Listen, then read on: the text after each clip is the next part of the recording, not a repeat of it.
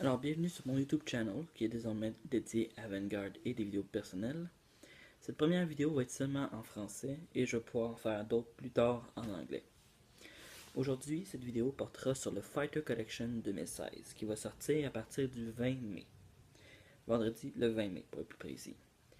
La raison pour laquelle certains d'entre vous vont sûrement se demander pourquoi dans ce cas-là il ne parle pas d'un set qui va sortir avant, qui se trouverait à être le deck légendaire de Toshiki Kai. C'est parce qu'en fait, j'aimerais faire une vidéo en anglais de ce deck, mais seulement à la journée de sa sortie. Donc le soir, vers peut-être 11h30, proche de minuit, je vais faire une vidéo parlant du deck, puis des types de cartes qui se trouvent à l'intérieur, et des types de possibilités d'habiliter tout ça. Alors, Fighter Collection 2016 sort exactement le 20 mai, vendredi le 20 mai 2016, chose qui est pas mal normale, si on peut croire. Avant ça, il y avait eu la sortie du Fighter Collection Winter, qui était un Fighter Collection qui était basé sur les grades 4 et certains autres units de base pour du support. Le prochain set qui sort est entièrement dédié à des grades 4, donc les G-Decks. Mais avec ça vient un nouveau format que la plupart des personnes ont déjà pensé pour modifier leur G-Deck. Le format est le suivant. À partir du 20 mai, jusqu'à 16 cartes vont pouvoir être mises dans le G-Deck, donc le double de ce que nous étions normalement habitués au départ du jeu avec les Generation Deck. Cette idée de Bushiroad, je dois admettre qu'elle est quand même pas pire, parce que grâce au G-Guardian, ça va être effectivement devenir utile. Puis surtout qu'effectivement, il y a tellement de bons G-Units à mettre dans nos decks qu'on se demande parfois lequel qu'on met, lequel qu'on met pas. Alors que oui, effectivement, 8, ça reste quand même basique comme étant le nombre de units qu'on peut mettre. Ce qui est bien avec le fait que maintenant, ça va être jusqu'à 16 cartes dans le G-Deck, fait en sorte que ça ne nous empêche pas forcément de nous arrêter seulement sur les G-Guardians. Ça peut aussi nous permettre de mettre plus de G-Units qu'on aime bien. Comme par exemple, si vous auriez un deck avec, comme par exemple les Shadow Paladins, avec les Diablo Units, le Grim Recruiter, des units de Cray Elemental, Okazu, Phoenician ou d'autres affaires comme ça. Ce qui serait bien maintenant, c'est que vous pouvez avoir vos 4 copies de vos Diablos que vous avez besoin, ainsi que d'autres units qui peuvent vous être utiles pour les GS6 ou d'autres choses comme ça. T'sais. Ce qui est quand même assez bien quand on y pense. Puis ça permet aussi d'autres types de formats qui ne permettent pas forcément d'avoir une copie de la carte en tant que telle. Comme moi par exemple dans mon deck Gear Chronicle en ce moment, mes 8 cartes, c'est en fait 4 différentes cartes répétées 2 fois. Metallica Phoenix, 2 fois. Epoch Maker, 2 fois. Upheaval Pegasus, 2 fois. Et le Colossus, je me souviens précisément du nom complet, 2 fois. J'ai effectivement d'autres G-Units qui sont très importants, comme par exemple Chronos Command et Fate Wheel Dragon, que eux autres vont être. Ben, c'est pas Fate Wheel. Ben, oui, ça ressemble.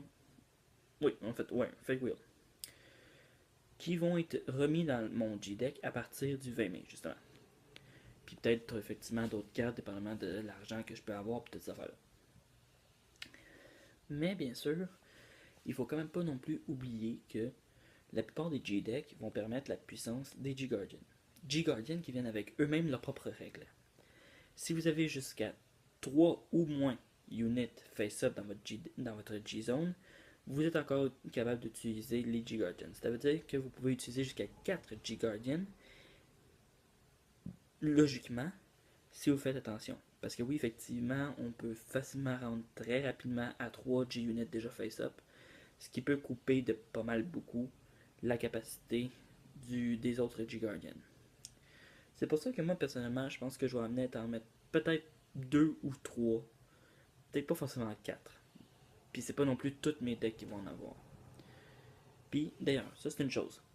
C'est pas parce que maintenant on a une limite plus grande qu'on est forcément obligé d'atteindre cette limite-là.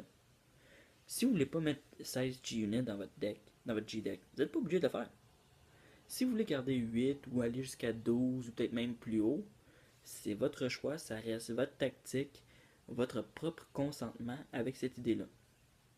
Moi personnellement, je pense pas que mes G-Decks vont se rendre jusqu'à 16 parce que juste encore pour l'instant, j'ai pas tout à fait l'idée de quelles cartes vont s'y retrouver ou quoi que ce soit de genre. Donc, Pour l'instant, ça fait déjà ça.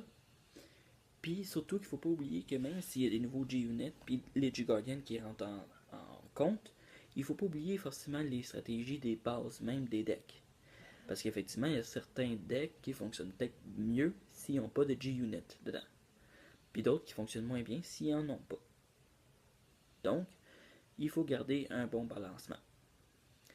Sur ce, je vous dis à la prochaine. Laissez, comme que je vous disais dans la vidéo précédente, vos commentaires en dessous de cette vidéo, soit sur Facebook ou directement sur YouTube, pour que je puisse répondre à vos questions si jamais vous en avez. Parce que oui, dernièrement, il y a beaucoup de nouveaux joueurs qui peuvent rentrer dans le jeu, puis ils ont des questions au sujet de Vanguard. Ils sont pas sûrs de quelle carte fait quel effet, puis comment correctement les utiliser. Au départ, moi je dirais pratiquer. Utilisez-les dans un combat contre quelqu'un qui connaît Vanguard. Puis qui essaiera pas de vous bullshiter, effectivement. Mais essayez pour le fun. C'est parce que c'est surtout sur Vanguard. C'est de l'expérience qu'on peut gagner en faisant des combats. Moi, la première fois que j'ai joué contre un ami, puis ni l'un ni l'autre on connaissait correctement les règles. Après ça, j'ai été dans un magasin, puis je les ai appris à la dure, en perdant beaucoup. Mais aujourd'hui, je connais la grande majorité des règles de base de Vanguard. La plupart des skills si nécessaire, effectivement. Mais sinon, pour le restant, effectivement, ça reste pour moi un mystère, puis j'ai bien hâte de les apprendre. Alors sur ce, je vous dis merci beaucoup et à la prochaine pour ma vidéo en anglais sur le deck de Tochikai.